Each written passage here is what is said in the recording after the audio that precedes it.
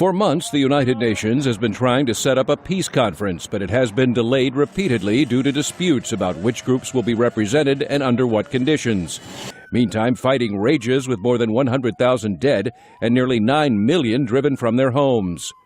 The goal of the conference will be to establish a transitional governing body with full power over the military and armed groups fighting each other. UN Secretary General Ban Ki-moon. At long last, and for the first time, the Syrian government and opposition will meet at the negotiating table instead of the battlefield. But just one day after that announcement, the commander of the rebel Free Syrian Army, General Salim Idris, said his group will not participate in the conference and combat will continue, dashing hopes for a ceasefire.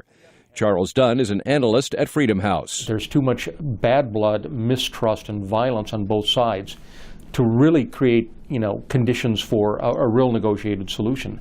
So I just don't see it going forward successfully. UN Special Representative for Syria, Lakhdar Brahimi, has led the negotiations for the peace conference and plans to forge ahead. It is a huge opportunity for peace that shouldn't be wasted. But the pain on the ground continues in the aftermath of repeated government airstrikes.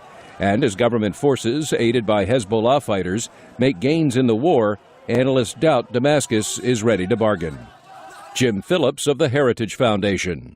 Well, I think the fact that the government appears to be resurging undermines the chances that the Assad regime will negotiate in good faith. Opposition groups have insisted that Syrian President Bashar al-Assad leave office as part of any settlement. However, government officials say that will not happen. Another strike against a successful peace conference is that rebel groups are now fighting each other.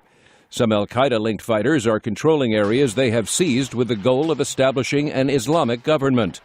Again, Charles Dunn. I'm pessimistic about the future of Syria. I don't see an early end to the military conflict.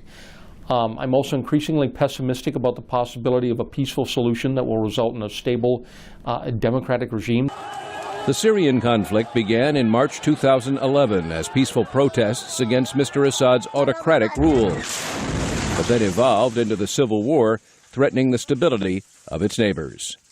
Meredith Buel, VOA News, Washington.